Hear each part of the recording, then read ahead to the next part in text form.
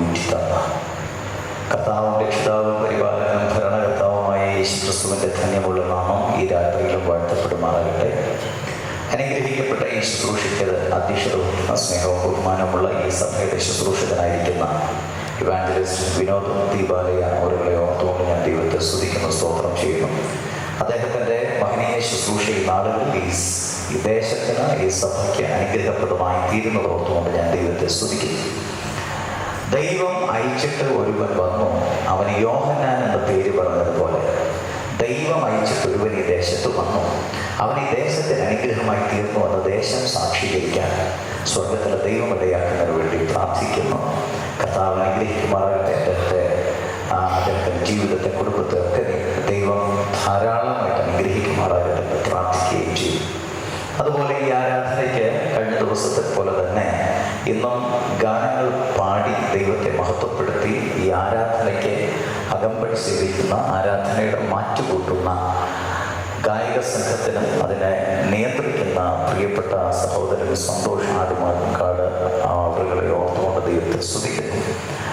അദ്ദേഹത്തിൻ്റെ ശുശ്രൂഷ നാളുകളിൽ വിലപ്പെട്ട അനുഗ്രഹമായി തന്നെ ഈ ദേശത്തും വിവിധ സഭകൾക്കും പ്രയോജനപ്പെടുന്നത് ഓർത്തുകൊണ്ട് ഞാൻ ദൈവത്തെ സ്തുതിക്കുന്നു. ഈ അനുഗ്രഹിക്കപ്പെട്ട മനോഹരമായ ദിവസം എനിക്ക് ഈ സൗണ്ട് സിസ്റ്റം കൈകാര്യം ചെയ്തു തരുന്ന പ്രിയപ്പെട്ട സഹോദരൻ അനീഷിനെ ഓർത്തുകൊണ്ട് ദൈവത്തെ സ്തുതിക്കുന്നു.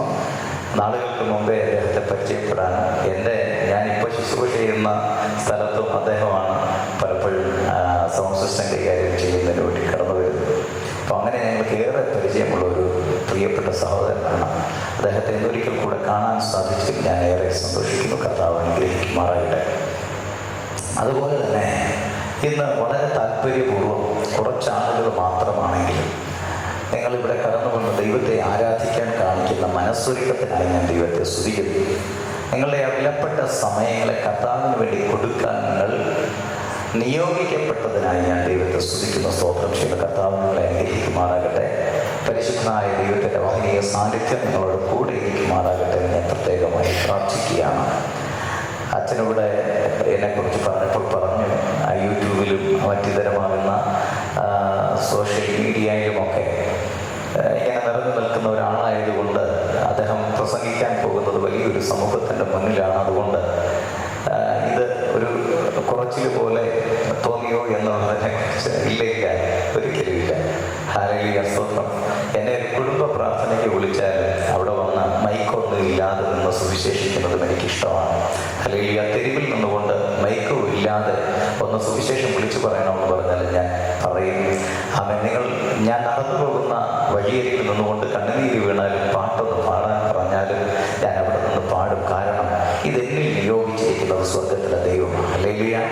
അതുകൊണ്ട് ഞാനത് മനഃപൂർവ്വമായി അത് ചെയ്യും. കാരണം പൗലോസ് അപ്പോസ്തലൻ ഇങ്ങനെ പറയുന്നു, എന്നെ കർത്താവ് തൻ്റെ ശുശ്രൂഷയ്ക്ക് വേണ്ടി വിളിച്ചു വേർതിരിച്ചാൽ വിവിധ ഇടങ്ങളിലേക്ക് പറഞ്ഞയക്കുമ്പോൾ ഞാൻ ജഡരക്തങ്ങളോട് അനുവാദം ചോദിച്ചില്ല. ഹല്ലേലൂയ. ഞാൻ ജഡരക്തങ്ങളോട് അനുവാദം ചോദിച്ചില്ല. ഹല്ലേലൂയ. ആമേൻ. അവിടെ എങ്ങനെ പറയുന്നത്, I don't consult with any human being എന്നാണ് പറയുന്നത്. ഞാൻ ആരോടും ചോദിച്ചില്ല, എൻ്റെ ബന്ധുക്കളോട് ചോദിച്ചില്ല, എൻ്റെ ചാർച്ചക്കാരോട് ചോദിച്ചില്ല, ആരോടും ചോദിച്ചില്ല. കാരണം എന്നോട് ശുശ്രൂഷ ചെയ്യാൻ പറഞ്ഞാൽ ഞാൻ ജഡരക്തങ്ങളോട് ചോദിക്കാറില്ല, പിന്നെയോ ഞാൻ എൻ്റെ കർത്താവിനോട് ചോദിക്കും. ഹല്ലേലൂയ, സ്തോത്രം. അതുപോലെ ദൈവസന്നിധിയിൽ ഇന്ന് രാത്രിയിൽ ചെറിയ കൂട്ടമേ ഭയപ്പെടേണ്ട എന്ന് പറഞ്ഞ കർത്താവ്. ഹല്ലേലൂയ. അല്ലെ, ചെറിയ ആട്ടിൻകൂട്ടമേ ഭയപ്പെടേണ്ട എന്ന് പറഞ്ഞ കർത്താവ്. നീ ചെറിയ ആട്ടിൻകൂട്ടത്തെയാണ് കർത്താവ് ഏറെ സ്നേഹിക്കുന്നത്. അതുകൊണ്ട് നിങ്ങളെല്ലാവരും വളരെ താല്പര്യപൂർവ്വം കടന്നു വന്നിരിക്കുന്നവർത്തോട് സ്തുതിക്കുന്നു. നമുക്ക് ആളുകളുടെ പെരുപ്പമല്ലേ ആവശ്യം, ആത്മാവിൻ്റെ ഒരുക്കമാണ് ആവശ്യം. ഹല്ലേലൂയ. ആളുകളുടെ പെരുപ്പമല്ലേ ആവശ്യം, ആത്മാവിൻ്റെ ഒരുക്കമാണ് ആവശ്യം. അതുകൊണ്ട് കർത്താവിൻ്റെ സന്നിധിയിൽ ആത്മാവിൻ്റെ ഒരുക്കവുമായി ഏക മനോഭാവത്തോടുകൂടി, ഏക മനസ്സോടുകൂടി എന്ന് കർത്താവിൻ്റെ സന്നിധിയിൽ ഇരുന്നുകൊണ്ട് ആരാധിക്കാൻ സ്വർഗത്തിലെ ദൈവം നിങ്ങളെ അനുഗ്രഹിക്കട്ടെ എന്ന് പ്രാർത്ഥിക്കുന്നു.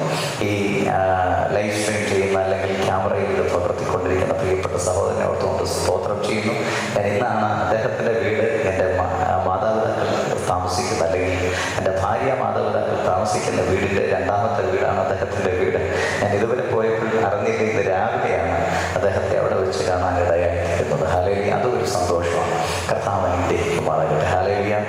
നാളുകളിൽ ഈ കൺവെൻഷന് വേണ്ടി ആരെങ്കിലും ആമേൻ കൂടുതലായി ബന്ധപ്പെടുന്നുണ്ടെങ്കിൽ, അല്ലെങ്കിൽ ഇതിന് നേർച്ചയായിട്ടോ ഇതിനു വേണ്ടി ധനം വ്യയം ചെയ്യുകയോ ശാരീരിക വ്യയം ചെയ്യുകയോ ഒക്കെ ചെയ്യുന്ന എല്ലാ ദൈവമക്കളെയും അനുഗ്രഹിക്കുമാറാകട്ടെ എന്ന് പ്രാർത്ഥിക്കുന്നു. ഹല്ലേലൂയ.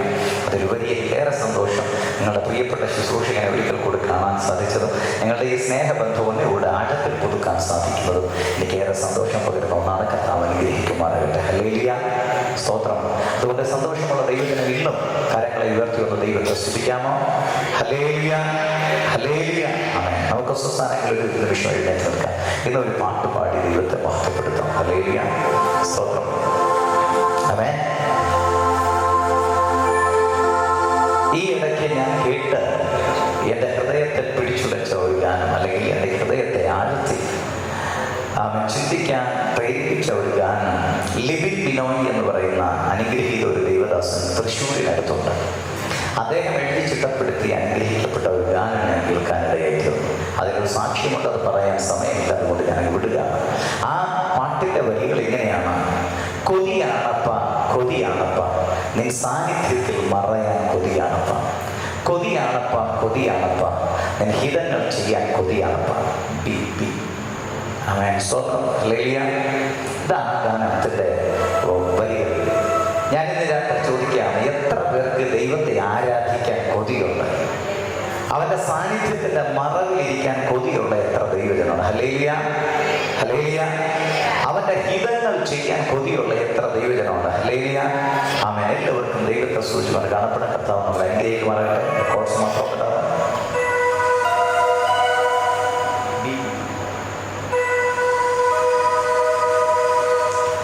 എന്നെ സ്നേഹിച്ചിടുന്ന, എന്നെ മാനിച്ചിടുന്ന നല്ലൊരപ്പാവുണ്ട്, നല്ലൊരു ദൈവമുണ്ട്. ഹല്ലേലൂയ. എല്ലാവരും തൊട്ടടുത്ത് നിൽക്കുന്ന ഒരാളെ കൈ ചൂണ്ടിക്കോ. തൊട്ടടുത്ത് നിൽക്കുന്ന ഒരാളെ കൈ ചൂണ്ടിക്കോ. ധൈര്യത്തോടെ ചൂണ്ടിക്കോ. ഇങ്ങനെയൊന്നും ചൂണ്ടാതെ, ഇങ്ങനെയൊന്നും ചൂണ്ടാതെ നിങ്ങൾ ധൈര്യമായിട്ട് തിരിഞ്ഞു നിന്ന് അവരുടെ മുഖത്ത് നോക്കി ഒന്ന് കര ചൂണ്ടിക്കുക. ചൂണ്ടിക്കുക, ധൈര്യത്തോടെ ചൂണ്ടിക്കുക.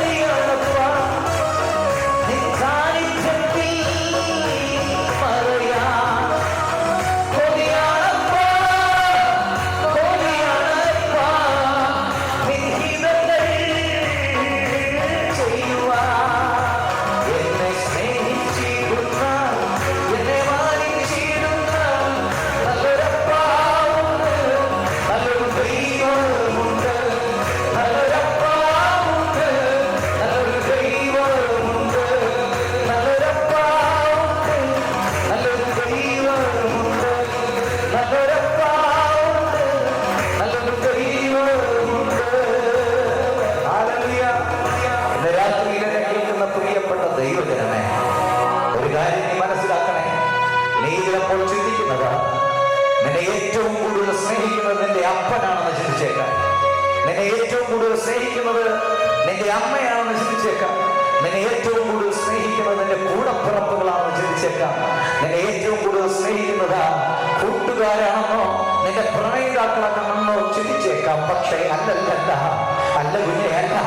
നിന്നെ ഏറ്റവും കൂടുതൽ സ്നേഹിക്കുന്നത് ഉന്നതത്തിൽ നിന്ന് ഈ താണനിലത്തേക്ക് ഇറങ്ങി വന്ന അവൻ നിന്നെ കരം പിടിച്ചുയർത്തി, അവൻ നിന്നെ വിട്ടുകളയാതെ നിനക്ക് വേണ്ടി പങ്കപ്പാടുകൾ അനുഭവിച്ച, അവൻ കാൽവറിയുടെ കൊടവരത്തിലേക്ക് നടന്നത് അടുത്ത, അവൻ കാൽവറിയുടെ കൊടവരത്തിൽ കള്ളന്മാരുടെ നടുവിൽ പച്ച കൈമര കുരിശി കാലിന് പാടുകൾ തൂക്കപ്പെട്ട അവസാനത്തുള്ള രക്തം വരെ കാൽവറിയുടെ വിരിമാറിൽ ഊറ്റിത്തന്ന രക്ഷിതാവും പരിപാലകനും ഭരണകർത്താവുമായ ഒരേ ഒരുവനെ ഉള്ളൂ. അവന്റെ പേര് യേശുവെന്ന അത് വിശ്വസിക്കുന്ന ദൈവമക്കൾ ഇതിനകത്തുണ്ടോ? എന്നെ ഏറ്റവും കൂടുതൽ സ്നേഹിക്കുന്നതിന്റെ യേശുവാണെന്ന് വിശ്വസിക്കുന്ന, എന്നെ ഏറ്റവും കൂടുതൽ കരുതുന്നതിന്റെ യേശുവാണെന്ന് ചിന്തിക്കുന്ന, എന്റെ കാര്യങ്ങളിൽ ഏറ്റവും കൂടുതൽ ഇടപെടുന്നതിന്റെ യേശുവാണെന്ന് ചിന്തിക്കുന്ന, എന്നെ വിട്ടുകളയാത്ത ഒരു ദൈവം, എന്നെ താഴ്ത്തിക്കളയാത്ത ഒരു ദൈവം, എന്നെ തളർത്തിക്കളയാത്ത ഒരു ദൈവം, എന്നെ തഴഞ്ഞുകളയാത്ത ഒരു ദൈവം, എന്നെ മാറ്റി നിർത്താത്ത ഒരു ദൈവം യേശുവാണെന്ന് മനസ്സാലെ ഏറ്റെടുത്ത് വിശ്വസിക്കുന്ന ദൈവത്തിനകത്തുണ്ടെങ്കിൽ കരങ്ങളെ തട്ടി ഒന്ന് ദൈവത്തെ സ്തുതിക്കാമോ? ആ കരങ്ങളെ തട്ടി ദൈവത്തെ സ്തുതിക്കാമോ? നിർത്താതെ ഒന്ന് സ്തോത്രം പറയാമോ? ഹല്ലേലൂയ, സ്തോത്രം. നീ ഒരു പ്രാവശ്യം വായി തുറക്കുമ്പോൾ ഒരാളെങ്കിലും അവൻ സ്തോത്രം പറയാൻ, ഒരു പ്രാവശ്യം നീ വായി തുറക്കുമ്പോൾ 1000 അനുഗ്രഹങ്ങളെ തരാൻ കഴിയുന്ന ഉലകത്തിലൊരു ദൈവമേ ഉള്ളൂ. അവൻ നീ ഒരു പ്രാവശ്യം കരങ്ങളെ തട്ടി ദൈവത്തെ സ്തുതിക്കുമ്പോൾ നിനക്ക് അനുഗ്രഹം തരാൻ കഴിയുന്ന ഉലകത്തിലൊരുവൻ മാത്രമേ ഉള്ളൂ.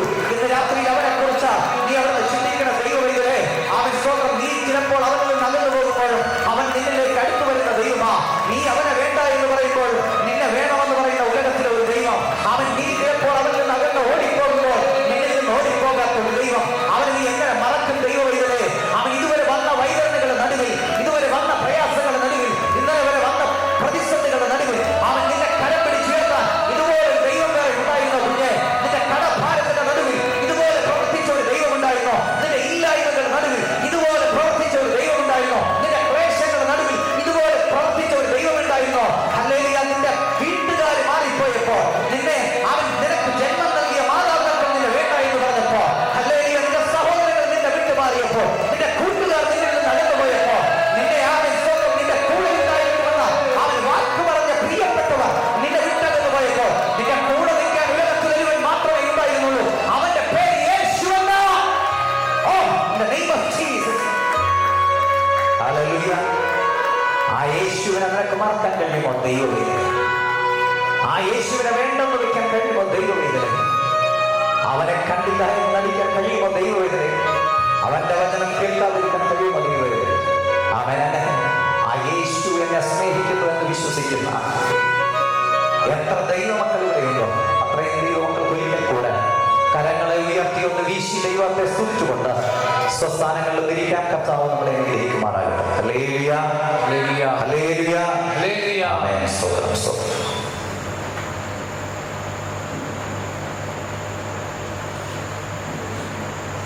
ഹല്ലേലൂയ. ഇന്നത്തെ ചിന്തയ്ക്ക് വേണ്ടിയിട്ടൊരു വേദഭാഗം വായിക്കാം. അതിനു മുമ്പ് ഒരു ചോദ്യം. ഞാൻ ഇന്നലെ പറഞ്ഞു, എന്താണ് എനിക്കൊരു നിർബന്ധം ഉണ്ട്. എന്താണെന്നാ പറഞ്ഞേ? പറഞ്ഞു. എൻ്റെ നിർബന്ധം എന്താ? വാക്യം പഠിച്ചിട്ട് നമ്മൾ വചനത്തിലേക്ക് പ്രവേശിക്കും. അങ്ങനെയാണെങ്കിൽ ഇന്നലെ പഠിച്ച വാക്യം നിങ്ങൾ ഒരുമിച്ചൊന്ന് പറഞ്ഞേ. ഇന്നലെ പഠിച്ച വാക്യം, അവൻ അതിൽ വിട്ട് ശരിയായി തെക്കപ്പുലി ദേശത്തിൻ്റെ നടുവിൽ കൂടി ഗലീല കടൽ പുറത്തു വന്നു. ആമേൻ. ഗുഡ്. ഇന്നത്തെ വാക്യം നമുക്ക് വായിക്കാം.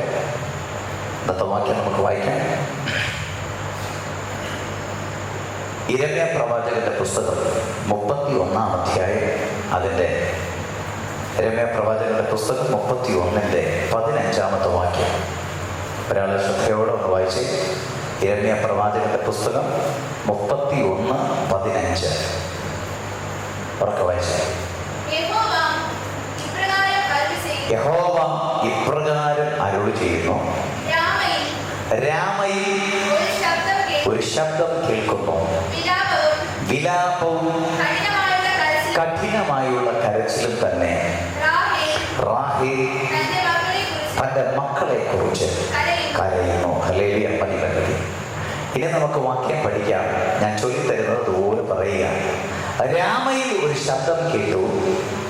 രാമയിൽ ഒരു ശബ്ദം കേൾക്കുന്നു. വിലാപവും കഠിനമായുള്ള കരച്ചിലും തന്നെ റാഹേൽ തന്റെ മക്കളെ കുറിച്ച് കരയുന്നു. ഒന്നുകൂടെ, രാമയിൽ ഒരു ശബ്ദം കേൾക്കുന്നു. വിലാപവും കഠിനമായുള്ള കരച്ചിലും തന്നെ റാഹേൽ തന്റെ മക്കളെ കുറിച്ച് കരയുന്നു. മൂന്ന് കാര്യങ്ങളെ ഇതിനകത്തുള്ളൂ. മൂന്നേ മൂന്ന് കാര്യങ്ങൾ. എന്തൊക്കെയാണ്? രാമയിൽ ഒരു ശബ്ദം കേട്ടു. ആ ശബ്ദം എന്താണെന്ന് ചോദിച്ചാൽ അത് വിലാപമായിരുന്നു, കഠിനമായ കരച്ചിലായിരുന്നു. മൂന്ന്, അതേത് ശബ്ദമായിരുന്നു എന്ന് ചോദിച്ചാൽ, എന്ത് ശബ്ദമായിരുന്നു എന്ന് ചോദിച്ചാൽ അത് റാഹേൽ തന്റെ മക്കളെ കുറിച്ച് കരഞ്ഞ കരച്ചിലാണ്. ഹല്ലേലൂയ. ഇത് ഏറെ നേരം സവിസ്തരമായി പ്രസംഗിച്ചു നിൽക്കേണ്ട ഒരു വിഷയമാണ്.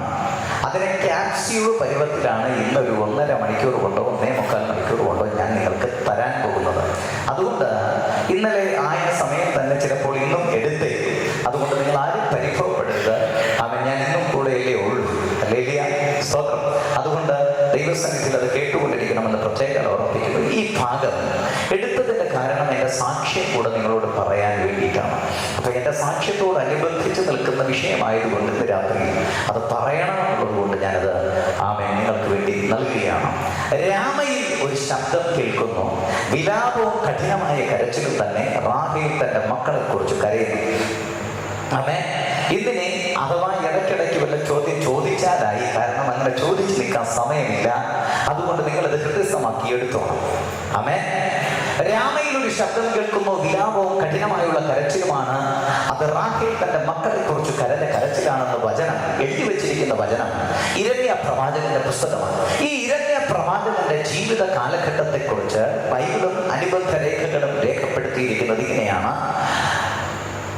ഇരമ്യാ പ്രവാചകൻ ജീവിച്ചിരുന്ന കാലഘട്ടത്തെ കുറിച്ച് ഒരു ഏകദേശ രൂപം പറഞ്ഞിരിക്കുന്നത് BC 650 മുതൽ 520 വരെയുള്ള കാലഘട്ടം. എത്രയാ? BC 650 മുതൽ 520 വരെയുള്ള കാലഘട്ടം. ഇനി ശ്രദ്ധിച്ചോണേ, ഈ വചനം രാമയിൽ ഒരു ശബ്ദം കേൾക്കുന്നു. വിലാപവും കഠിനമായുള്ള കരച്ചിലും തന്നെ റാഹേൽ തന്റെ മക്കളെ കുറിച്ച് കരയുന്നു എന്ന് രേഖപ്പെടുത്തിയിരിക്കുന്ന ഈ വചനം എഴുതപ്പെട്ടു എന്ന് പറഞ്ഞിരിക്കുന്ന കാലഘട്ടം, ഇത് എഴുതപ്പെട്ടിരിക്കുന്നെന്ന് രേഖപ്പെടുത്തിയിരിക്കുന്ന കാലഘട്ടം BC 520 മുതൽ BC 529 മുതൽ 520 വരെയുള്ള കാലഘട്ടം. ഏതാണ്? BC 529 മുതൽ 520 വരെയുള്ള കാലഘട്ടം. ഈ കാലഘട്ടത്തിൽ എഴുതപ്പെട്ട ഒരു അനുഗ്രഹിക്കപ്പെട്ട വചനം ഇരമ്യാ പ്രവാചകനാൽ ബാരൂക്കിന്റെ സഹായത്താൽ എഴുതപ്പെട്ടിരിക്കുന്ന അനുഗ്രഹിക്കപ്പെട്ട ഒരു സന്ദേശ വാചകമാണ്, അല്ലെങ്കിൽ അനുഗ്രഹിക്കപ്പെട്ട വചനമാണ്. രാമയിൽ ഒരു ശബ്ദം കേൾക്കുന്നു. അത് വിലാപവും കഠിനമായുള്ള കരച്ചിലും തന്നെ റാഹേൽ തന്റെ മക്കളെ കുറിച്ച് കരയുന്നു എന്ന ഈ വേദഭാഗം. ഇതിനകത്ത് എന്തോ ഒരു ആത്മീയ അന്തസ്സത്തെ ഉണ്ടെന്നും ഇതിനകത്ത് ഇന്നലെ ഞാൻ പറഞ്ഞതുപോലെ എന്തോ ഒരു ആത്മീയ മർമ്മം ഉണ്ടെന്നും നമുക്കറിയാം. പക്ഷേ ഇതിന്റെ വേര് തേടി പോയിട്ടില്ലാത്തത് കൊണ്ട് നമുക്കത് മനസ്സിലായിട്ടില്ല ഇന്ന് വരെ. അവൻ നിങ്ങളെ പോലെ തന്നെ കുറച്ചേറെ നാളുകൾക്ക് മുൻപ് സാജൻ ജോണും ഇതിനെക്കുറിച്ച് അജ്ഞനായിരുന്നു. എനിക്ക് യാതൊരുവിധ ഇതിന്റെ അറിവുകൾ ലഭിച്ചിരുന്നില്ല. എന്നാൽ ഈ വാക്യത്തിന്റെ വേര് തേടി പോയപ്പോൾ കർത്താവ് എൻ്റെ മസ്തിഷ്ക മണ്ഡലത്തിൽ തന്ന ചില കാര്യങ്ങളാണ് ഇന്ന് രാത്രിയിൽ ഞാൻ നിങ്ങളെ അറിയിക്കാൻ പോകുന്നത്. ഹല്ലേലൂയ.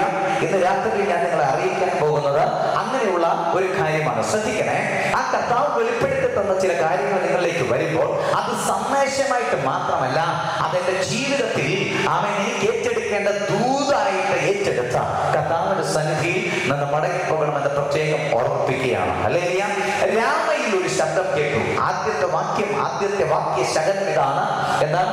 രാമയിൽ ഒരു ശബ്ദം കേട്ടു. എന്താ രാമയെ കുറിച്ച് നിങ്ങൾക്കറിയാമോ? നിങ്ങൾ കേട്ടിട്ടുണ്ടെങ്കിൽ ഇല്ലെന്ന് പറഞ്ഞാൽ മതി, ഉണ്ടെങ്കിൽ ഉണ്ടെന്ന് പറഞ്ഞാൽ മതി. കേട്ടിട്ടുണ്ടോ?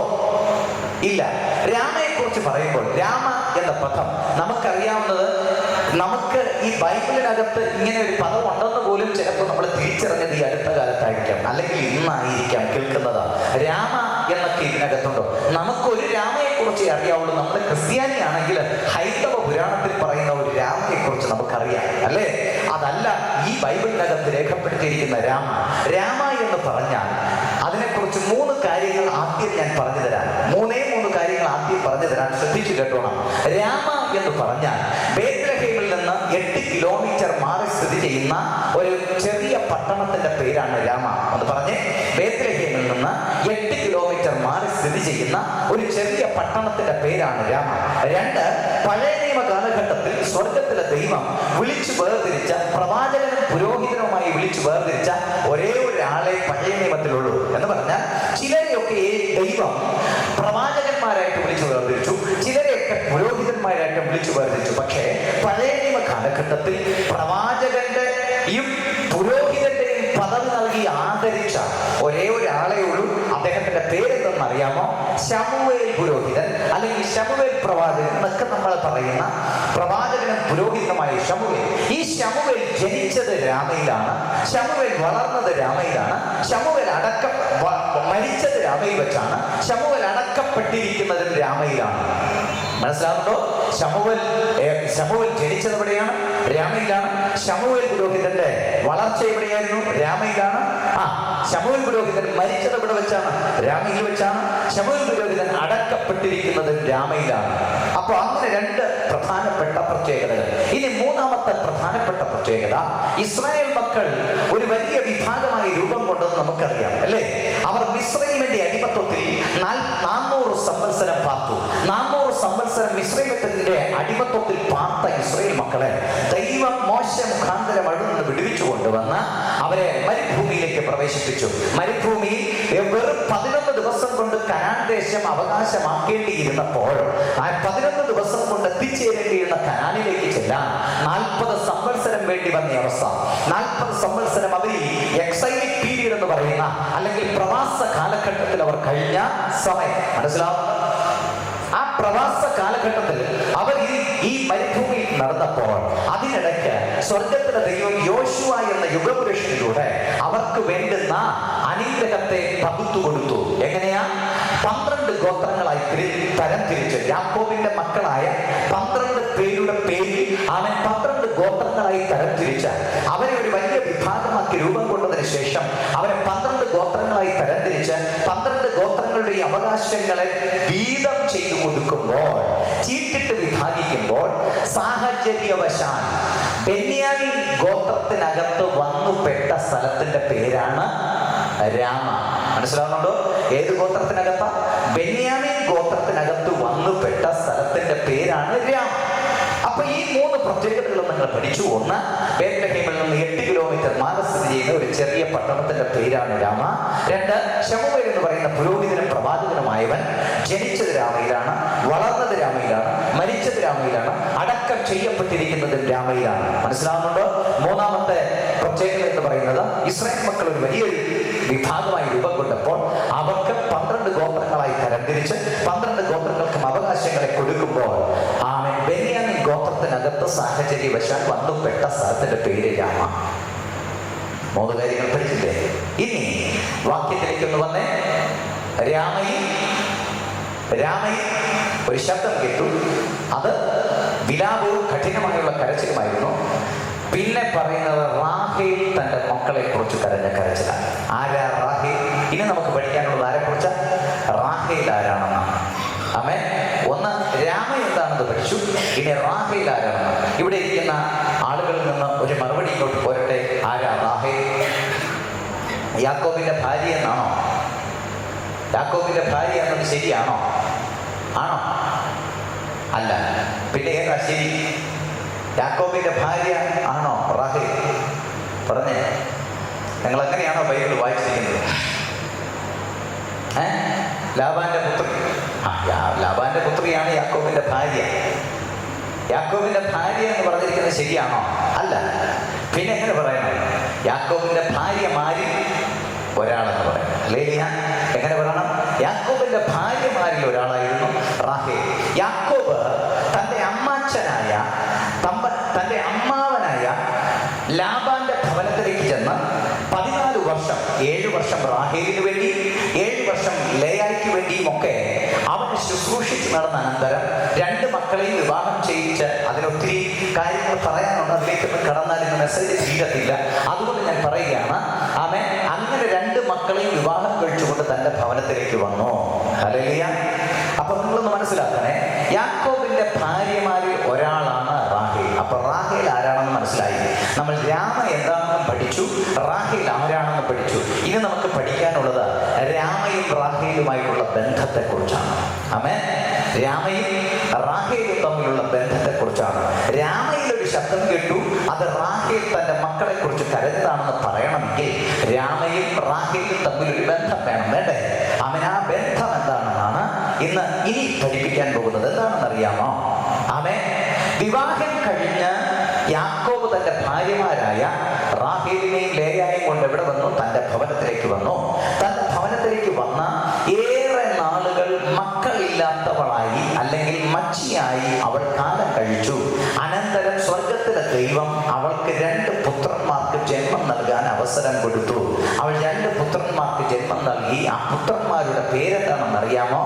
ജോസഫും ബെന്യാമീനും. ഒന്ന് ഉറക്കെ പറഞ്ഞേ, ജോസഫും ബെന്യാമീനും. ഈ ജോസഫിനെയും ബെന്യാമീനെയും ജന്മം കൊടുത്തതിന് ശേഷം അവരെ വളർത്തിക്കൊണ്ടുവന്ന് അവരുടെ ഒരു പറക്കമുറ്റിയ പരിവം ആയ സമയത്ത് റാഹേലിന്റെ മനസ്സിലൊരു ആഗ്രഹം ജനിച്ചു. ഹല്ലേലൂയ. സാധാരണ പെൺകുട്ടികൾക്ക് തോന്നുന്ന ഒരു ആഗ്രഹം. എന്താ ആഗ്രഹം എന്നറിയാമോ? എൻ്റെ അപ്പൻ്റെ ഭവനത്തിലേക്കൊന്ന് പോകണം. ഹല്ലേലൂയ. ഇന്ന് കല്യാണം കഴിഞ്ഞ് പോകുന്ന ഒരു പെൺകുട്ടി 3-ാമത്തെ ദിവസം പറയും, എനിക്ക് എൻ്റെ പപ്പയുടെ ഭവനത്തിലേക്കൊന്ന് പോകണമെന്ന് പറയും പോലെ അല്ലായിരുന്നു അന്ന് പറഞ്ഞത്. അവൻ വിവാഹം കഴിഞ്ഞ് നാളുകൾ കഴിഞ്ഞു, വർഷങ്ങൾ കഴിഞ്ഞ്, വർഷങ്ങൾ മച്ചിയായിട്ട് കാലം കഴിച്ച് അനന്തരം 2 കുഞ്ഞുങ്ങളെ കിട്ടിയതിന് ശേഷമാണ് എൻ്റെ അപ്പൻ്റെ ഭവനത്തിലേക്ക് ഒന്ന് പോകണമെന്ന് ആര് പറയുന്നത്? റാഹേൽ പറയുന്നത്. ഈ അപ്പൻ താമസിച്ചിരുന്ന സ്ഥലത്തിന്റെ പേരെന്തെന്നറിയാമോ? അല്ലെങ്കിൽ അപ്പന്റെ നാട് ഏതെന്നറിയാമോ? റാഹേലിന്റെ നാട് ഏതായിരുന്നു എന്നറിയാമോ? പറഞ്ഞേ. പദ്ദൻ അരാം. ഒന്നുറക്കെ പറഞ്ഞേ, പദ്ദൻ അരാം. നിങ്ങൾക്കത് മനസ്സിലിരിക്കാൻ വേണ്ട നിങ്ങളെ കൊണ്ട് പറയിപ്പിക്കുന്നു. ഉറക്കെ പറഞ്ഞേ, പദ്ദൻ അരാം. ഈ പദ്ദൻ അരാമിലേക്ക് ഈ വാക്ക് പറഞ്ഞ് ഈ ആഗ്രഹം പ്രകടിപ്പിച്ച ഉടനെ തന്നെ യാക്കോബ് എന്ന് പറഞ്ഞു, എന്നാൽ പിന്നെ നമുക്ക് അവിടെ പോയിട്ട് വരാമെന്ന് പറഞ്ഞ് യാക്കോബ് റാഹേലിനെയും മക്കളെയും പരിവാരങ്ങളെയും കൊണ്ട് എവിടേക്ക് പോയി? പദ്ദൻ അരാമിലേക്ക് ചെന്നു. പദ്ദൻ അരാമിൽ ചെന്ന് കുറച്ച് നാളുകൾ അവിടെ പാർത്തനന്തരം ആ പദ്ദൻ അരാമിൽ നിന്ന് റാഹേലിനെയും മക്കളെയും കൊണ്ട് എന്ത് ചെയ്തു? തിരിച്ചു വരികയാണ്. തിരിച്ചു വരുന്ന വഴിക്ക് രാമ എന്ന് പറയുന്ന സ്ഥലത്തെത്തി. രാമ എന്ന് പറയുന്ന സ്ഥലത്തെത്തിയ സമയത്ത് റാഹേലിന് അവിടെ വെച്ച് ഒരു ദേഹാസ്വാസ്ഥ്യമുണ്ടായി. റാഹേലിന് അവിടെ വെച്ച് ഒരു വല്ലായ്മയുണ്ടായി. റാഹേലിന് അവിടെ വെച്ച് ഒരു വയ്യായ്മയുണ്ടായി. ആ വല്ലായ്മയിൽ, ആ ദേഹാസ്വാസ്ഥ്യത്തിൽ റാഹേൽ മരണപ്പെട്ടു. അവിടെ വെച്ച് മരണപ്പെടുമ്പോൾ പിന്നീട് ഒരിടത്തേക്ക് ചുമന്നുകൊണ്ടു പോകുവാൻ സാധ്യതയില്ലാത്തത് കൊണ്ട് റാഹേലിനെ യാക്കോബ് എവിടെ മറവ് ചെയ്തു? രാമയിൽ റാഹേലിനെ മറവ് ചെയ്തു. ആമേൻ. മനസ്സിലാവുന്നുണ്ടോ? വേറൊരിടത്തേക്ക് കൊണ്ടുപോകാതെ രാമയിൽ റാഹേലിനെ അടക്കം ചെയ്തു. അവളെ ശവസംസ്കാരം അവിടെ നടത്തി. ഇപ്പോൾ ഞാൻ ചോദിക്കട്ടെ, രാമയും റാഹേലും തമ്മിലുള്ള ബന്ധം എന്താ?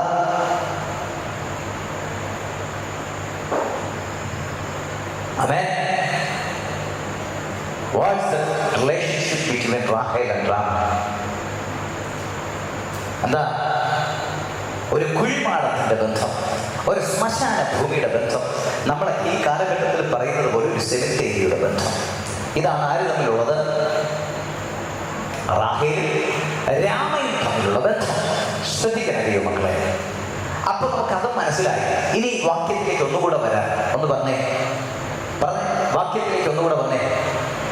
രാമയിൽ ഒരു ശബ്ദം കേട്ടു, വിലാപവും കഠിനമായ കരച്ചിലും തന്നെ.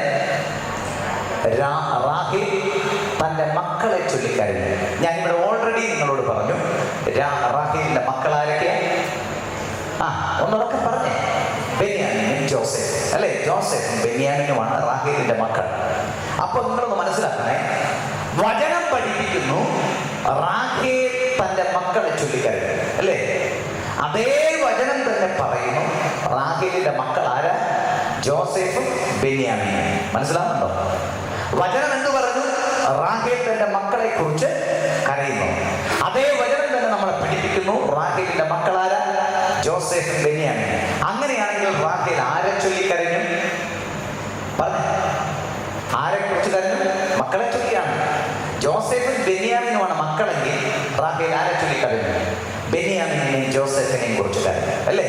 എന്നാൽ ഇന്ന് രാത്രി പ്രസംഗിക്കാൻ വന്നിരിക്കുന്ന സാജൻ ജോൺ നിങ്ങളെ പഠിപ്പിക്കും. ജോസഫിനെയും ബെന്യാമിനെയും കുറിച്ച് ഓർത്തല്ല ആര് കരഞ്ഞത്, റാഹേൽ കരഞ്ഞത്. ഇതൊരു പരിപാടിയാണ്. വചനം പറയുന്നു റാഹേൽ മക്കളെ ചൊല്ലിക്കരഞ്ഞു. അതേ വചനം തന്നെ പഠിപ്പിക്കുന്നു റാഹേലിന്റെ മക്കൾ ജോസഫും ബെന്യാമിനുമാണ്. പക്ഷെ പ്രസംഗിക്കാൻ വന്ന ദൈവദാസൻ പറയുന്നു അത് തെറ്റാണ്, വചനം പറഞ്ഞിരിക്കുന്നത് തെറ്റാണ്, അല്ലേ? ജോസഫിനെയും ബെന്യാമിനെയും കുറിച്ച് ഓർത്തല്ല ആര് കരഞ്ഞത്, റാഹേൽ കരഞ്ഞത്. പിന്നെ ആരെ കുറിച്ചായിരിക്കും കരഞ്ഞത്? വചനം തെറ്റുവോ സാജൻ ജോൺ തെറ്റുവോ? ഇന്ന് രാത്രിയിൽ എന്റെ ചോദ്യമാണ്. ആരാ തെറ്റ്? മക്കളെ എന്ന് പറഞ്ഞു.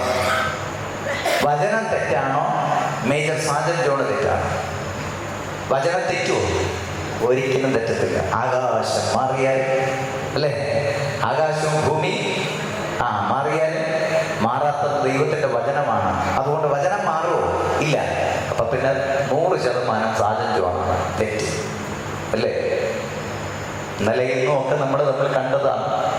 നിങ്ങൾക്ക് ഈ വചനം പറഞ്ഞുകൊണ്ട് നിൽക്കുന്നതാണ്. എന്നെയും കൂടെ ഒന്ന് സപ്പോർട്ട് ചെയ്തുകൂടെ? ഹല്ലേലൂയ. സാജൻ ജോൺ തെറ്റാണോ വചനം തെറ്റാണോ? സാജൻ ജോൺ തെറ്റ്. മതിയായി, നിറഞ്ഞു, മനസ്സ് നിറഞ്ഞു. നിങ്ങൾക്കൊന്ന് പറയാമായിരുന്നു, വചനവും തെറ്റല്ല, സാജൻ ജോണും തെറ്റല്ല. എന്തേലുമൊക്കെ പുള്ളി ഇത് പറഞ്ഞിരുന്നല്ലേ, എന്തേലുമൊക്കെ കൊനട്ട് അതിനകത്ത് കാണും എന്ന് നിങ്ങൾക്ക് ചിന്തിച്ചത് പറയാമായിരുന്നു. പോട്ടെ. നിങ്ങളോട് ഒരു കാര്യം പറഞ്ഞു തരാം. ഇത് അറിയണമെങ്കിൽ, അത് തെറ്റാണോ ശരിയാണോ എന്നറിയണമെങ്കിൽ ഒരു സംഭവം കൂടെ നിങ്ങൾ കേട്ടുകൊണ്ടിരിക്കണം. എന്താണെന്ന് അറിയാമോ? പത്തന്നരാമിൽ നിന്ന് തന്റെ ഭാര്യയുമായി വരുന്ന വഴി രാമയിൽ വെച്ച് റാഹേലിന് സ്തോത്രം അന്ത്യമുണ്ടാകുന്നു. അവിടെ വെച്ച് റാഹേലിനെ രാമയിൽ അടക്കിയതിനു ശേഷം തന്റെ മക്കളും പരിവാരങ്ങളുമായി യാക്കോബ് എവിടെ വന്നു? തന്റെ ഭവനത്തിലേക്ക് മടങ്ങി വന്നു. കുറച്ചേറെ നാളുകൾ കഴിഞ്ഞതിന് ശേഷം യാക്കോബിന്റെ 12 പുത്രന്മാരിൽ ഒരുവനായ ജോസഫ് റാഹേൽ ജന്മം നൽകിയ, റാഹേൽ ഉദരത്തിൽ ചുമന്ന് പെറ്റ ജോസഫിനെ ഈ സഹോദരങ്ങളെല്ലാം കൂടെ കൊണ്ടുചെന്ന് എവിടെ ഇട്ടു? പൊട്ടക്കിണറ്റിലിട്ടു. ഈ പൊട്ടക്കിണറ്റിൽ ഇട്ട ജോസഫിനെ ആരോ വരുന്നത് കണ്ടിട്ട് അവിടെ നിന്ന് വീണ്ടും പൊട്ടക്കിണറ്റിൽ നിന്ന് കയറ്റി നിർത്തിയിരിക്കുമ്പോൾ ഇതാ ഗിലെയാദിൽ നിന്ന് സന്നിധായകവും സുഗന്ധഭക്ഷിയൊക്കെ വിൽക്കുന്നവരും വാങ്ങുന്നവരുമായി വന്ന ഇശ്മായേല്യർ എന്ന് പറയുന്ന ഒരു വിഭാഗത്തിന് ആരെ വിറ്റു? ജോസഫിനെ വിറ്റു. അവനെ കൊണ്ടുചെന്ന് അവരെവിടെ കൊടുത്തു? പോത്തിഫറിന്റെ കൊട്ടാരത്തിൽ കൊടുത്തു. പോത്തിഫറിന്റെ കൊട്ടാരത്തിൽ അവൻ വാണുവരവെ സാഹചര്യവശാൽ ജോസഫ് എന്തായി തീർന്നു? അവിടെ മന്ത്രി പദത്തിന് തുല്യമായ പദവിയിൽ വാഴത്തക്ക രീതിയിൽ അവന് പദവി ലഭിച്ചു. അങ്ങനെ ജോസഫ് എവിടെ വാണുവന്നു? പോത്തിഫറിന്റെ കൊട്ടാരത്തിൽ വാണുവന്നു. ഒരു മിസ്രയീമിന്റെ ഭരണാധികാരിയുടെ കൊട്ടാരത്തിൽ വിശിഷ്ട സ്ഥാനം ലഭിച്ച് വാണുവരുന്ന ജോസഫിനോട് പോത്തിഫർ ഒരു ദിവസം ഇങ്ങനെ പറഞ്ഞു: ജോസഫേ, നീ ഇങ്ങനെ ഒറ്റത്തടിയായിട്ട് നടക്കുന്നത് ശരിയല്ല. അതുകൊണ്ട് ഞാൻ നിനക്കൊരു പ്രപ്പോസൽ കൊണ്ടുവരികയാണ്. ഞാൻ നിനക്കൊരു വിവാഹാലോചന കൊണ്ടുവരികയാണ്. അതിൽ പ്രകാരം ജോസഫിന്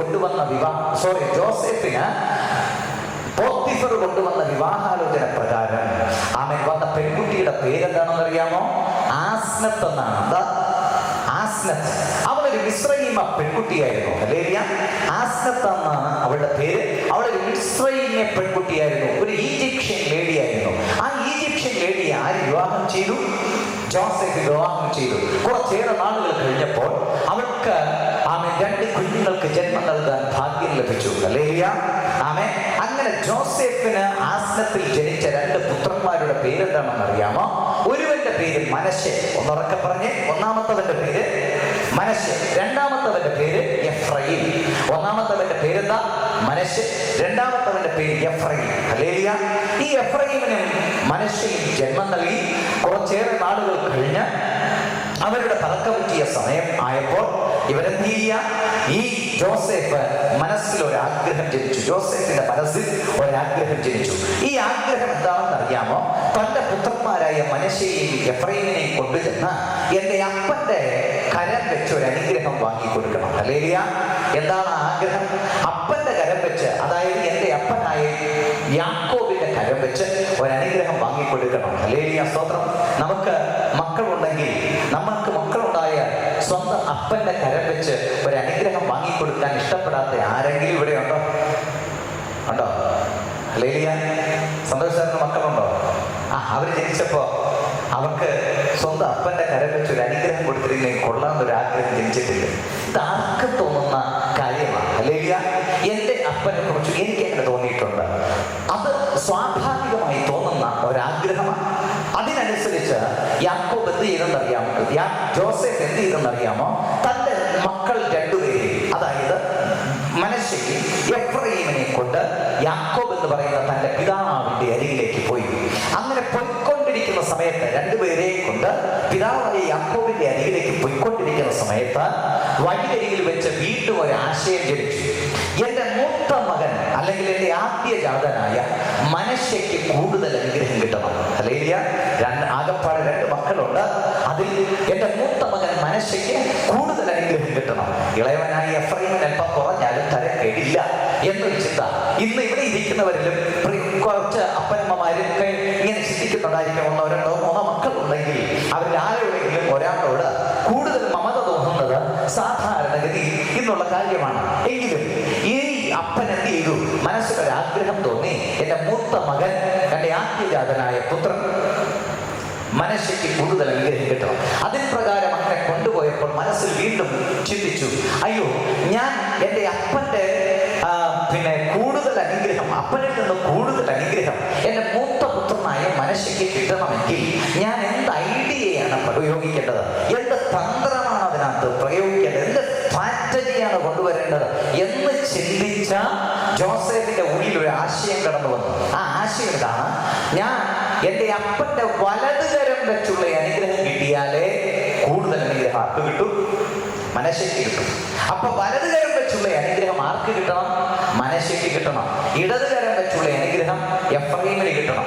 ഇത് ആഗ്രഹിച്ച ജോസഫ് ഇടതുകരത്തിൽ ആരെ പിടിച്ചു? മനശ്ശെയെ പിടിച്ചു. ആരുടെ ഇടതുകരത്തിൽ? ജോസഫിന്റെ ഇടതുകരത്തിൽ മനശ്ശെയും വലതുകരത്തിൽ എഫ്രയീമിനെയും പിടിച്ചു. നിങ്ങളുടെ സഭ ശുശ്രൂഷിക്കരുതായി ഇങ്ങനെ ഇരിക്കുകയാണ്. ഞാൻ അവിടെ നിന്ന് വരുന്ന ജോസഫാണെന്ന് ചിന്തിച്ചു കൊള്ളുക. ഇവിടെ ഇരിക്കുന്ന നിങ്ങളുടെ സഭാ ശുശ്രൂഷിക്കൻ ആരാ? യാക്കോബ് എന്ന് പറയുന്ന അപ്പനാണ്. ജോസഫ് എന്ന് പറയുന്ന ഞാൻ എൻ്റെ ഇടതുകരത്തിൽ മനശ്ശെയും വലതുകരത്തിൽ എഫ്രയീമിനെയും കൊണ്ടുവന്ന് എതിർപ്പെട്ട് വരുമ്പോൾ എനിക്ക് എതിർപ്പെട്ടാണ് ആര് നിൽക്കുന്നത്? അപ്പനായി യാക്കോബ് നിൽക്കുന്നത്. അങ്ങനെയാണെങ്കിൽ എതിർപ്പെട്ട് നിൽക്കുന്ന അപ്പന്റെ കരത്തിൽ ഇടത് കൈയിലിരിക്കുന്ന മനശ്ശെ അപ്പന്റെ ഏത് കയ്യിൽ കൊടുക്കും? വലത് കയ്യിൽ കൊടുക്കും. ഹല്ലേലൂയ. ഇടത് കയ്യിലിരിക്കുന്ന മനശ്ശെയെ അപ്പന്റെ വലത് കയ്യിൽ കൊടുക്കും. വലത് കയ്യിലിരിക്കുന്ന എഫ്രയീമിനെ അപ്പന്റെ ഇടത് കയ്യിൽ കൊടുക്കും. ആശയം നിങ്ങൾക്ക് മനസ്സിലായില്ലേ? അങ്ങനെ കൊടുക്കുമ്പോൾ അപ്പൻ വലതുകരം വെച്ച് മനശ്ശെയും അപ്പൻ ഇടതുകരം വെച്ച് ആരെയും അനുഗ്രഹിക്കും? എഫ്രയീമിനെ അനുഗ്രഹിക്കും. അപ്പനാരാ? മോൻ. മനസ്സിലായോ? അപ്പനാരാ? മോൻ. പണ്ടൊരു അനുഗ്രഹം വാങ്ങിച്ചൊന്നും പുള്ളി മറന്നു പോയിട്ടില്ല. അതുകൊണ്ട് അപ്പൻ കൈ പിണച്ചു വെച്ച് അനുഗ്രഹിച്ചു എന്ന് വചനം പഠിപ്പിക്കുക. അപ്പൻ എന്ത് ചെയ്യ? കൈ പിണച്ചു വെച്ച് അനുഗ്രഹിച്ചു. കൈ പിണച്ചു വെച്ച് അനുഗ്രഹിച്ചു എന്ന് പറഞ്ഞാൽ വലതുകരം എടുത്ത് ക്രോസാക്കി ആരുടെ തലയിൽ വെച്ചു? എഫ്രയീമിന്റെ തലയിലും. ഇടതുകരം എടുത്ത് ക്രോസാക്കി മനശ്ശെയുടെ തലയിൽ വെച്ചു. ഇപ്പോൾ അപ്പൻ വിചാരിച്ചതുപോലെയല്ല അപ്പൂപ്പൻ ചെയ്തത്. ഹല്ലേലൂയ. മനസ്സിലാവുന്നുണ്ടോ? ആമേൻ. അപ്പൻ ചെയ്തത് മാനുഷികമായിട്ടുള്ള പ്രവൃത്തിയും അപ്പൂപ്പൻ ചെയ്തത് ദൈവികമായിട്ടുള്ള പ്രവൃത്തിയും. ഹല്ലേലൂയ. ഇന്ന് രാത്രി ഒരു ദൂത് ഏറ്റെടുക്കാൻ കഴിയുമെങ്കിൽ ഏറ്റെടുത്തോണം. നിന്റെ സന്തതിയുടെ മേൽ, നിന്റെ തലമുറയുടെ മേൽ നീ ആഗ്രഹിക്കുന്ന പദ്ധതിയല്ല എന്റെ ദൈവത്തിനുള്ളത്. ഹല്ലേലൂയ. മനസ്സിലാക്കുന്ന ദൈവമക്കൾ ഉണ്ടെങ്കിലും കരമുയർത്തി ഒന്ന് ദൈവത്തെ സ്തുതിച്ചേ. നിന്റെ തലമുറകളുടെ മേൽ നീ ആഗ്രഹിക്കുന്ന പദ്ധതിയല്ല എന്റെ ദൈവത്തിനുള്ളത്. ആമേൻ. അപ്പൊ ഇവിടെ അനുഗ്രഹം ആർക്ക് കിട്ടി? വലതുകരം വെച്ചുള്ള അനുഗ്രഹം എഫ്രയീമിനും കിട്ടി. ഇടത് കൈ വെച്ചുള്ള അനുഗ്രഹം ആമേൻ മനശ്ശെയ്ക്ക് കിട്ടി. വലത് കൈ വെച്ചുള്ള അനുഗ്രഹം എഫ്രയീമിനും കിട്ടി. ഇടത് കൈ വെച്ചുള്ള അനുഗ്രഹം ആർക്ക് കിട്ടി? മനശ്ശെയ്ക്ക് കിട്ടി. ഇനി ശ്രദ്ധിച്ചോണേ ദൈവവൈതലേ. ആമേൻ. ഇനി ശ്രദ്ധിച്ചോണേ. അവരിങ്ങനെ അനുഗ്രഹം കിട്ടി മാറിപ്പോകാൻ, തിരിച്ചു പോകാൻ വേണ്ടി നിൽക്കുമ്പോൾ യാക്കോബ് ഒരു കാര്യം പറഞ്ഞു. യാക്കോബ് പറഞ്ഞു, മോനെ ജോസഫേ, ഈ മക്കളെയും കൊണ്ട് പോകാൻ വരട്ടെ, അവിടെ നിൽക്കേ. ഹല്ലേലൂയ. ജോസഫേ, നീ മക്കളെയും കൊണ്ട് പോകാനൊന്ന് വരട്ടെ, അവിടെ ഒന്ന് അല്പസമയം നിൽക്കേ. ഞാൻ ഈ പറയുന്നത് കൂടെ ഒന്ന് കേൾക്കണം. ഇനി ഇവരല്ലാതെ, ആരല്ലാതെ? മനശ്ശെയും എഫ്രയീമും അല്ലാതെ ഏതെങ്കിലും കുഞ്ഞുങ്ങൾ നിനക്കും ആസ്നത്തിനും ജനിക്കുന്ന ലഭിക്കുന്നു എങ്കിൽ, മനസ്സിലാകുന്നുണ്ടോ? ആരല്ലാതെ, എഫ്രയീമും മനശ്ശെയും അല്ലാതെ വേറെ ഏതെങ്കിലും കുഞ്ഞുങ്ങൾ നിനക്ക് ലഭിക്കുന്നുവെങ്കിൽ അവര് നിന്റെ മക്കളായിക്കൊള്ളട്ടെ. മനസ്സിലാകുന്നുണ്ടോ? അവര് നിന്റെ മക്കളായിക്കോട്ടെ. ഇനി ഇവരല്ലാതെ വേറെ ആരെങ്കിലും കിട്ടുന്നെങ്കിൽ അവര് നിന്റെ മക്കൾ. ഈ രണ്ടു പേരെയും എന്റെ റാഹേലിന് വേണ്ടി ഞാൻ ദത്തെടുക്കുകയാണ് പറഞ്ഞു. ഹല്ലേലൂയ. മനസ്സിലാവുന്നുണ്ടോ? എന്റെ റാഹേലിന് വേണ്ടി ഞാൻ ദത്തെടുക്കുകയാണ് പറഞ്ഞു. എന്താ റാഹേലിന് വേണ്ടി ദത്തെടുക്കാനുള്ള കാരണം? എന്തെങ്കിലും ഒരു കാരണം വേണ്ടേ? റാഹേൽ ജീവിച്ചിരിക്കുമ്പോൾ ദൈവത്തിന്റെ ഒരു അരുളപ്പാട് റാഹേലിനുണ്ടായി. അതൊരു വാഗ്ദത്തമായിരുന്നു. റാഹേലിന് ദൈവം കൊടുത്ത വാഗ്ദത്തം ഇതാണ്: റാഹേലേ, നിന്റെ ഗർഭാശയത്തിൽ നീ ഒരു പൊട്ടുപോലെ പറ്റിപ്പിടിച്ചിരുന്ന് നീ 10 മാസം ചുമന്ന് ഈ ഭൂമിയിൽ പ്രസവിച്ച മക്കളല്ലാതെ നിനക്ക് വീണ്ടും 2 മക്കൾ ഞാൻ തരും. ഹല്ലേലൂയ. അവർ എന്നിൽ നിന്ന് അകന്നു പോകും, എനിക്ക് ഹിതകരമല്ലാത്ത പ്രവൃത്തി ചെയ്യും, എന്നെ വേണ്ടാതെ അവർ ഈ ഭൂലോകത്തിലുടനീളം സഞ്ചരിക്കും. ഹല്ലേലൂയ. ആമേൻ. ഈ ദേശത്തുടനീളം സഞ്ചരിക്കും. പിന്നെ മാത്രവുമല്ല, അവർ കുറെ കാലങ്ങൾ കഴിയുമ്പോൾ ശത്രുപാളയത്തിൽ പാർക്കേണ്ടി വരും. ആമേൻ. എന്നെ വിട്ടകന്നു പോകും. അവർ മിഥ്യാമൂർത്തികളെ ആരാധിക്കും. അവർ എനിക്ക് ഹിതകരമല്ലാത്ത പ്രവൃത്തികൾ ചെയ്യും. അവർ ശത്രുപാളയത്തിൽ പാർക്കേണ്ടി വരും. എങ്കിലും ഒരു നാൾ ഞാൻ അവരെ മടക്കിക്കൊണ്ടുവരും. ഹല്ലേലൂയ. ഒരു നാൾ ഞാൻ അവരെ മടക്കിക്കൊണ്ടുവരുമെന്നൊരു വാഗ്ദത്തം ആർക്ക് കൊടുത്തു? റാഹേലിന് ദൈവം കൊടുത്തു. പക്ഷേ റാഹേൽ മരിക്കുന്നത് വരെ ആ കുഞ്ഞുങ്ങളെ കാണാനുള്ള ഭാഗ്യം റാഹേലിന് ലഭിച്ചില്ല. ആ വാഗ്ദത്ത സന്തതികൾ സ്വർഗത്തിലെ ദൈവം പറഞ്ഞില്ലേ, നീ ഉദരത്തിൽ ചുമന്ന് പെറ്റ മക്കളല്ലാതെ മറ്റ് 2 മക്കൾ കൂടെ തരുമെന്ന് പറഞ്ഞ ഈ 2 മക്കളെയും ആർക്ക് കാണാൻ ഭാഗ്യം ലഭിച്ചില്ല? റാഹേലിന് കാണാൻ ഭാഗ്യം ലഭിച്ചില്ല. റാഹേൽ മരിച്ചതിന് ശേഷമാണ് ജോസഫിന്റെ വിവാഹവും ജോസഫിന് വേണ്ടി ആസനത്തെ ഈ 2 മക്കളെയും മക്കൾക്കും ജന്മം നൽകുന്നത്. ഹല്ലേലൂയ. അവർക്ക് ജന്മം നൽകി ഇവിടെ കൊണ്ടുവന്നപ്പോഴാണ് യാക്കോബ് പറയുന്നത്, ഇവരെ 2 പേരെ ഞാൻ എൻ്റെ റാഹേലിന് വേണ്ടി ദത്തെടുക്കുകയാണ്. ഹല്ലേലൂയ. മനസ്സിലാകുന്നുണ്ടോ? ഞാൻ ഇനി ചോദിക്കട്ടെ,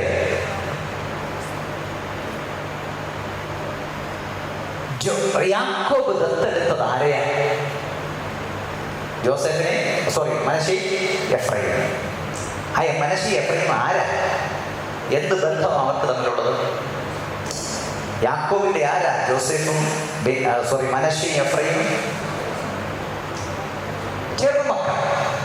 ഇനി ഞാൻ അങ്ങോട്ട് ചോദിക്കുകയാണ്, ദത്തെടുക്കൽ പ്രക്രിയ കഴിഞ്ഞാൽ, മനസ്സിലാകുന്നുണ്ടോ? ദത്തെടുക്കൽ പ്രോസസ്സ് കഴിഞ്ഞാൽ, അഡോപ്ഷൻ പ്രോസസ്സ് കഴിഞ്ഞാൽ പിന്നെ അവർ കൊച്ചുമക്കളാണോ അതോ മക്കളാണോ? പറഞ്ഞേ. ദത്തെടുക്കൽ പ്രോസസ്സ് കഴിഞ്ഞാൽ അവർ ചെറുമക്കളാണോ മക്കളാണോ? മക്കൾ. അത് നമുക്കറിയാം അല്ലേ? അപ്പൊ അങ്ങനെയാണെങ്കിൽ സാജന്റോണ് പറഞ്ഞത് ശരിയായില്ലേ? ശരിയായോ? റാഹേൽ ആരെ ചൊല്ലിക്കരഞ്ഞു? റാഹേൽ മക്കളെ ചൊല്ലിക്കരഞ്ഞു. റാഹേലിന് വേണ്ടി യാക്കോബ് മനശ്ശെയും എഫ്രയീമിനും ദത്തെടുത്തപ്പോൾ അവനത് ആരുടെ മക്കളായി തീർന്നു? റാഹേലിന്റെ മക്കളായി തീർന്നു. റാഹേൽ അപ്പോൾ കരഞ്ഞത് ആരെക്കുറിച്ച് ഓർത്തല്ല, ജോസഫിനെയും ബെന്യാമിനെയും കുറിച്ച് ഓർത്തല്ല കരഞ്ഞത്. പിന്നെ അവൾ കരഞ്ഞത്, ആമേൻ, നിനക്ക് ഇനി 2 സന്തതികളെ കൂടെ കിട്ടും, അവർ എന്നിൽ നിന്ന് അകന്നു പോകും, അവർ മിഥ്യാമൂർത്തികളെ ആരാധിക്കും, എനിക്ക് ഹിതകരമല്ലാത്ത പ്രവൃത്തികൾ ചെയ്യും, അവർ എന്നെ വിട്ട് സഞ്ചരിക്കും, അവരെ ഞാൻ മടക്കിക്കൊണ്ടുവരുമെന്ന് പറഞ്ഞ ഈ തലമുറയ്ക്ക് വേണ്ടിയാണ് എന്ന് വാഗ്ദത്തം കിട്ടിയോ അന്ന് മുതൽ ആര് പ്രാർത്ഥിച്ചു തുടങ്ങിയത്? റാഹേൽ നിലവിളിച്ചു കരഞ്ഞു തുടങ്ങിയത്. മനസ്സിലാവുന്നുണ്ട് ദൈവത്തിലെ? റാഹേൽ മക്കളെ കുറിച്ച് ഓർത്ത് കരഞ്ഞു. വാക്യത്തിലേക്കൊന്ന് വന്നേ, തിരിച്ചൊന്ന് വന്നേ. മാറ്റി ബൈബിൾ നോക്കേണ്ട ആവശ്യമില്ലല്ലോ. ഒന്നിങ്ങോട്ട് എൻ്റെ മുഖത്ത് നോക്കി ഒന്ന് പറഞ്ഞേ, വാക്യമെന്ന് പറഞ്ഞേ.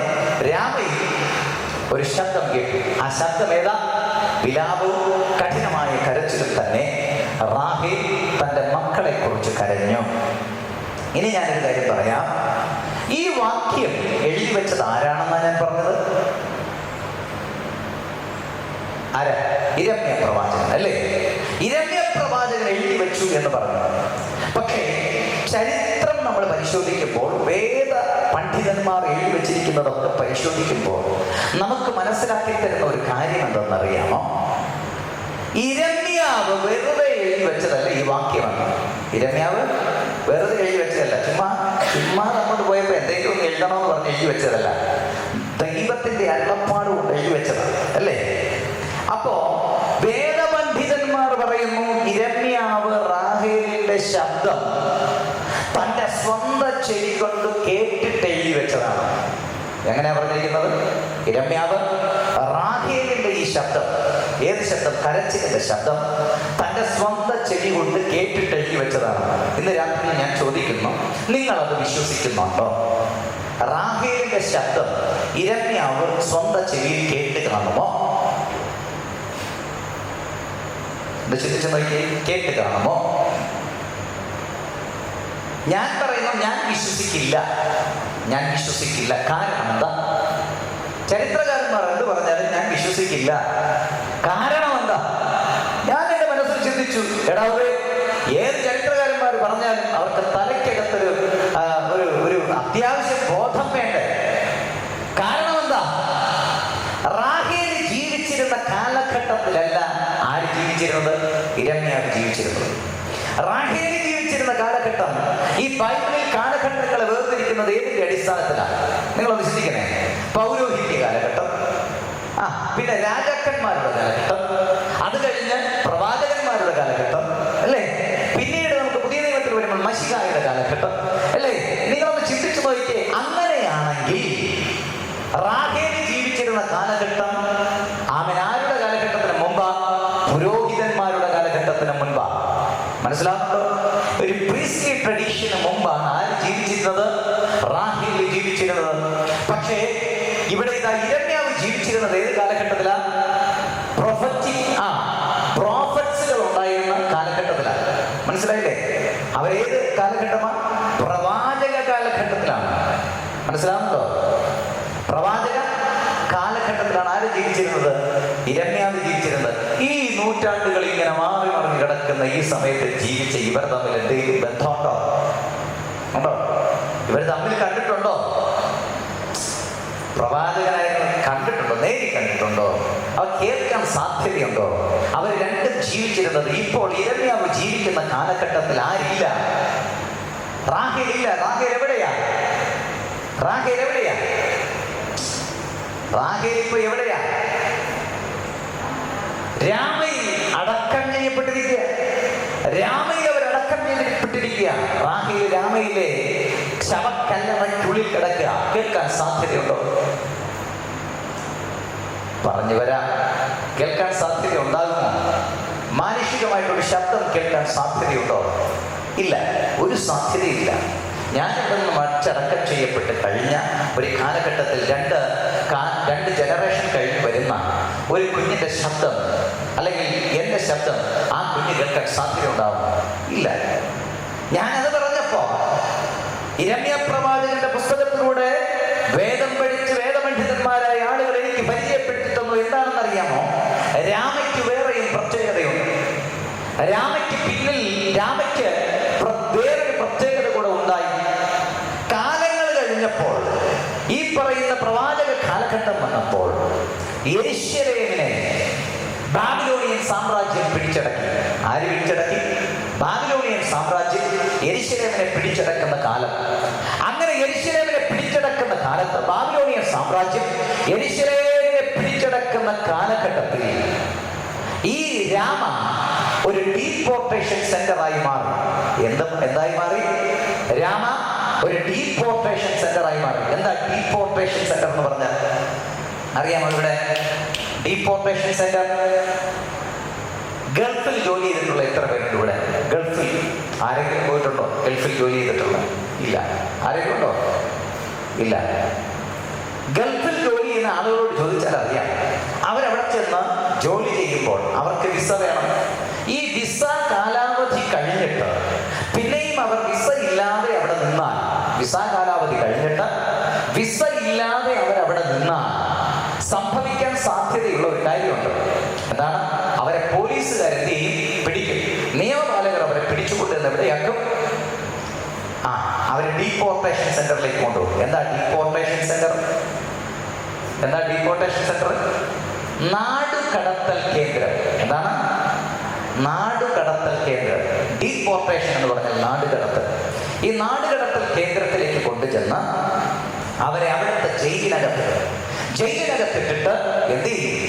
അവരെ കൊണ്ടുചെന്ന് ഈ ഡീപ്പോർട്ടേഷൻ സെന്ററിനകത്ത് ജയിലിനകത്തിട്ടതിന് ശേഷം അവരെ ഈ ഡീപ്പോർട്ടേഷൻ ചെയ്യാൻ അല്ലെങ്കിൽ നാട് കടത്താനുള്ള പ്രോസസ്സ് ചെയ്ത് തീരുന്നത് വരെ അവരെ എവിടെ ഇട്ടിരിക്കും?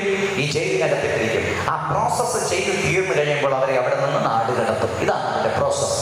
അതുപോലെ രാമ പിൽക്കാലത്ത് ഒരു ഡീപ്പോർട്ടേഷൻ സെന്ററായി മാറി. രാമ എന്തായി മാറി? ഒരു ഡീപ്പോർട്ടേഷൻ സെന്ററായി മാറി. അപ്പൊ ഈ ഡീപ്പോർട്ടേഷൻ സെന്ററിലേക്ക് ആരെയാ കൊണ്ടുവരുന്നത്? യെരുശലേമിൽ നിന്ന് നാട് കടത്തുന്ന ആൾക്കാരെ. അക്കൂട്ടത്തിൽ ആരുണ്ട്? പറഞ്ഞേ. ജോസഫ്? അല്ലല്ലല്ല, നമ്മളിവിടെ പറഞ്ഞു വരുന്നത് ഇരമ്യാവിനെ കുറിച്ചാണ്. അക്കൂട്ടത്തിൽ ആരുണ്ട്? ഇരമ്യാവുണ്ട്.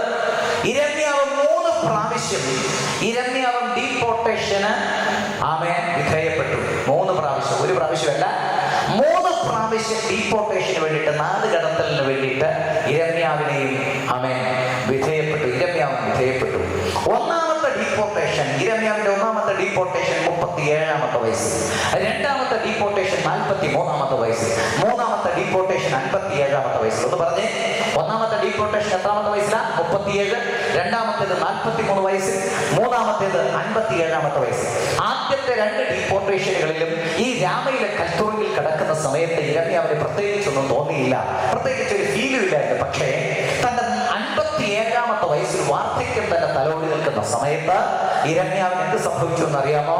ഇരമ്യാവ് ഒരു രാത്രിയിൽ ആ കൽത്തുറത്തിനകത്ത് കിടക്കുമ്പോൾ ദൈവത്തിന്റെ അരുളപ്പാട് ഇരമ്യാവിന് വീണ്ടും ഉണ്ടായി. ഹല്ലേലൂയ! ദൈവത്തിന്റെ അരുളപ്പാട് അന്ന് ഒരു രാത്രിയിൽ ഇരമ്യാവിന് വീണ്ടും ഉണ്ടായി. ഇരമ്യാവിനോട് ദൈവം പറഞ്ഞു, ഇരമ്യാവേ, നീ ഒരു പ്രവചനം കൂടെ പ്രവചിക്കണം. ഇരമ്യാവിനോട് എന്താ പറഞ്ഞത്? നീ ഒരു പ്രവചനം കൂടെ പ്രവചിക്കണം. ഇരമ്യാവ് ഇത് കേട്ട മാത്രയിൽ തന്നെ ദൈവത്തോട് ചോദിച്ചു, ദൈവമേ, കർത്താവായ യഹോവേ, നീ എന്നെ 12-ാമത്തെ വയസ്സിൽ നീ എന്നെ പ്രവചന ശുശ്രൂഷയ്ക്ക് വേണ്ടി തിരഞ്ഞെടുത്തതാ. എത്രാമത്തെ വയസ്സിലായി ഇരമ്യാവിനെ തിരഞ്ഞെടുക്കുന്നത്? ഞാൻ ബാലനാണ്, സംസാരിക്കാൻ അറിയത്തില്ല, എന്നെ വിട്ടേരെ കർത്താവേ എന്ന് പറയുന്ന 12-ാമത്തെ വയസ്സിൽ ഇരമ്യാവിനെ ആര് തിരഞ്ഞെടുത്തു? ദൈവം പ്രവചന ശുശ്രൂഷയ്ക്ക് വേണ്ടി തിരഞ്ഞെടുത്തു. പ്രവചന ശുശ്രൂഷയ്ക്ക് വേണ്ടി 12-ാമത്തെ വയസ്സിൽ തിരഞ്ഞെടുത്തതാണ് നീ എന്നെ. ഇപ്പോൾ എനിക്ക് 57 വയസ്സ് കഴിഞ്ഞു. കഴിഞ്ഞ 45 വർഷമായി ഞാൻ ഈ പ്രവചന ശുശ്രൂഷ വളരെ ഭംഗിയായി നിർവഹിച്ചുകൊണ്ടിരിക്കുക. ഇന്നുവരെ നീ പറഞ്ഞിട്ടുള്ള എല്ലാ പട്ടണങ്ങളിൽ നിന്ന് ഞാൻ പ്രവചിച്ചിട്ടുണ്ട്. നീ പറഞ്ഞ സ്ഥലത്ത് പോയി പ്രവചിച്ചിട്ടുണ്ട്. നീ പറഞ്ഞ ആളുകളോട് പോയി പ്രവചിച്ചിട്ടുണ്ട്. നീ എവിടെയൊക്കെ പോകണമെന്ന് പറഞ്ഞോ അവിടെയൊന്നും പോകാതിരുന്നിട്ടില്ല. ഞാൻ പറഞ്ഞ സകല ഇടങ്ങളിൽ ചെന്ന് പറയാൻ പറഞ്ഞ പ്രവചനത്തിൽ ഒരു മായം പോലും ചേർക്കാതെ, അതിൽ നിന്നൊന്നുപോലും വിട്ടുകളയാതെ ഞാൻ അവരോടൊക്കെ പ്രവചിച്ച പ്രവാചകനാ.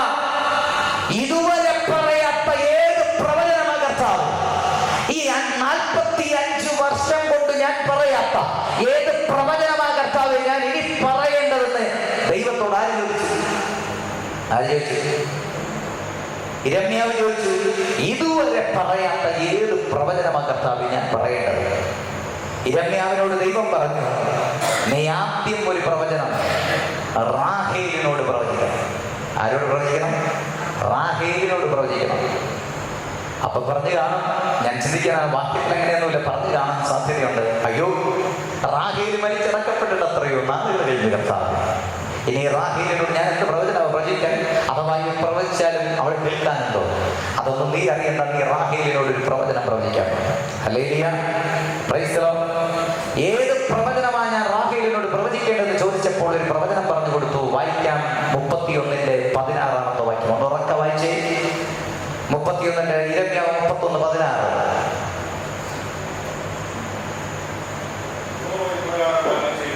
യഹോവ ഇപ്രകാരം അരുളി ചെയ്യുന്നു, കരയാതെ നിന്റെ ശബ്ദത്തെയും കണ്ണുനീർ വാർക്കാതെ നിന്റെ കണ്ണിനെയും അടക്കിക്കൊള്ളുക. കരയാതെ നിന്റെ ശബ്ദത്തെയും, റാഹേലേ ഇങ്ങോട്ടൊന്ന് നോക്കിക്കേ റാഹേലിമാരെ, കരയാതെ നിന്റെ ശബ്ദത്തെയും കണ്ണുനീർ വാർക്കാതെ നിന്റെ കണ്ണിനെയും അടക്കിക്കൊള്ളുക. ഈ വാക്യത്തെ പറ്റി ഒത്തിരി ഡിബേറ്റുകൾ ഉണ്ടായിട്ടുണ്ട്, ഒത്തിരി സംവാദങ്ങൾ ഉണ്ടായിട്ടുള്ള വാക്യമാണിത്. ആ സംവാദത്തിനൊക്കെ ഒടുവിൽ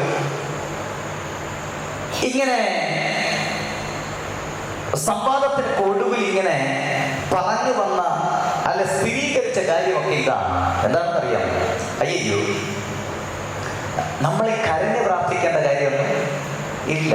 സത്യം പറഞ്ഞാൽ കരഞ്ഞ് പ്രാർത്ഥിക്കേണ്ട കാര്യമൊന്നും ഇല്ല.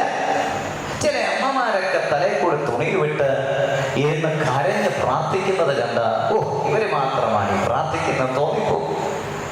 അങ്ങനെ കരഞ്ഞ് പ്രാർത്ഥിക്കേണ്ട കാര്യമൊന്നും ഇല്ല. കണ്ടില്ലേ റാഹേലിനോട് ദൈവം പറഞ്ഞത്? കരയാതെ നിന്റെ ശബ്ദത്തെ അടക്കി വെക്കണം, കണ്ണുനീർ വാർക്കാതെ നിന്റെ കണ്ണിനെയും അടക്കി വെക്കണം. കരയേണ്ട കാര്യമൊന്നുമില്ല എന്നൊരു രീതിയിൽ ഡിബേറ്റ് നടത്തിയവർ പറഞ്ഞു വന്നപ്പോ ഹല്ലേലൂയ, അതിന്റെ യഥാർത്ഥ സംഭവം എന്താ? ദൈവം റാഹേലിനോട് പറഞ്ഞത് കരയണ്ട എന്നാണോ? ആണോ? കരഞ്ഞ് പ്രാർത്ഥിക്കണ്ട എന്നാണോ? അല്ല. പിന്നെയോ? റാഹേലേ, നീ ഏത് കാലഘട്ടം മുതൽ കരയാൻ തുടങ്ങിയതാ?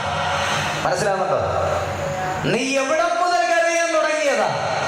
നിനക്ക് ദൈവം വാഗ്ദത്തം തന്ന കാലഘട്ടം മുതൽ നീ കരയാൻ തുടങ്ങിയതാ. അവൻ നിന്റെ സന്തതികൾ എന്നെ വിട്ടകന്നു പോകും. അവർ സ്തോത്രം എന്നെ വിട്ടകന്നു പോകും. അവർ മിഥ്യാമൂർത്തികളെ ആരാധിക്കും.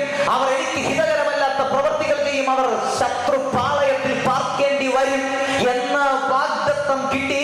അവരെ ഞാൻ അവിടെ നിന്ന് മടക്കിക്കൊണ്ടുവരുമെന്ന വാഗ്ദത്തം കിട്ടിയതിന്റെ അന്ന് മുതൽ അവൻ റാഹേല് തന്റെ തലമുറകൾക്ക് വേണ്ടി ഉണർന്നിരുന്ന നെടുവീർപ്പിട്ട് മുഴങ്കാൽ മടക്കി കരയാൻ തുടങ്ങിയതാ.